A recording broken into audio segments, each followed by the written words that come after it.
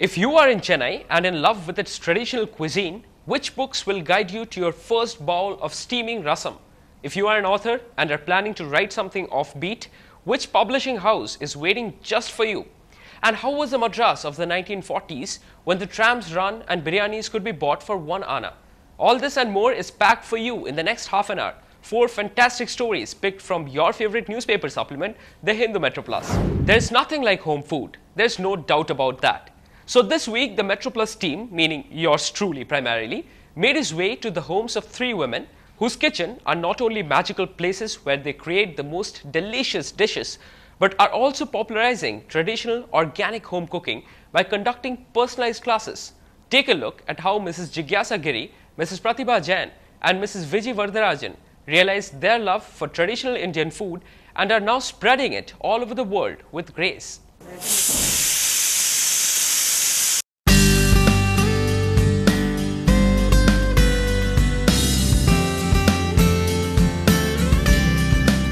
It was during one of their trips to Bangalore that Jigyasa and Pratibha realized their common love for cooking. Jigyasa's aunt by law, Vedanta, loved narrating recipes that had been passed down generations. Tech-savvy Pratibha avidly noted down 60 recipes in her laptop, and the result was their first book together, Cooking with Vedanta.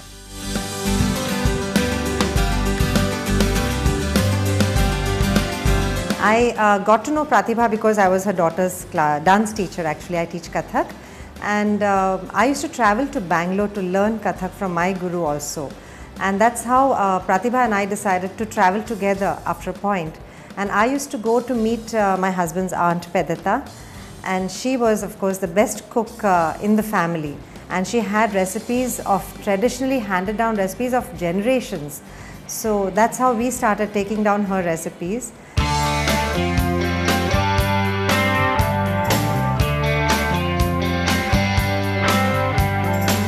After their love for Pedata and her homemade recipes had translated into a book, it was soon followed by another. Sukhamayu chronicles recipes that use only Ayurvedic elements in them. Each page opens up to a delicious homemade dish replete with nutrition. One among their favorites is the soya pulao, which is a mouth-watering combination of ghee, soaked soya and the royal basmati rice.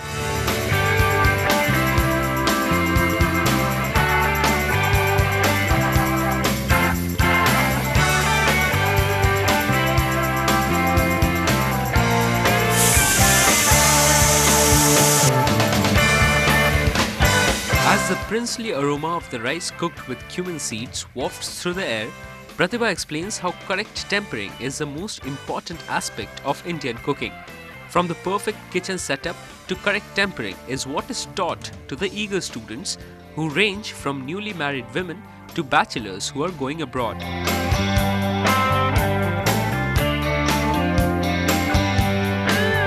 Chefs, foreigners, tourists, and a couple of youngsters who were really passionate about wanting to learn, and were very interested in how we had done our research and so on. What we do whenever we have taken classes is we concentrate on the basics. It's not about the recipe. If you get your basic methodology in place, then one can cook after that. So it's like, how do you set up the kitchen? How do you make sure that everything is neat and clean? How do you learn tempering, which Jigyasa and me both feel is really the keystone of Indian cooking. Okay? So once you get your aromas and flavors right, then the rest is a fantastic journey ahead that anyone can enjoy. And yes, that is kind of what we have really shared with the people who have come to our classes. Yeah?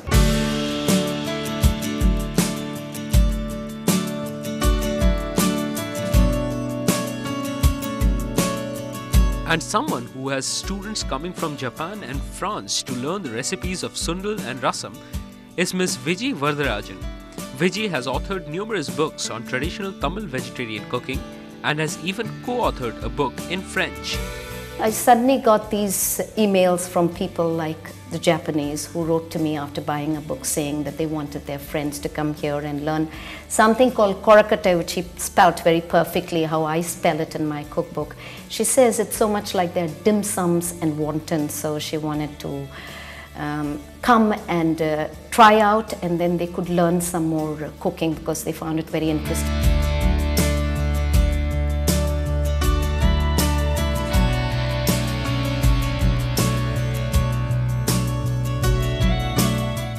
Veggie's mouth-watering dishes are surprisingly devoid of onion and garlic to preserve the perfect taste of the vegetables.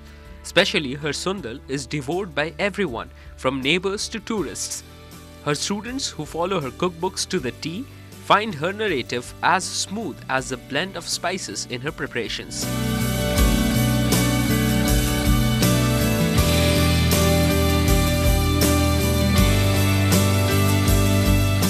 Thing about her book is the no measurement, that is 100 grams, 200 grams, or cup, spoons, everybody finds it very easy to follow. So whoever gets married, I present only her books, because US, Germany, England, they find it very easy to follow her books, and the instruction it comes out beautifully, and everything is very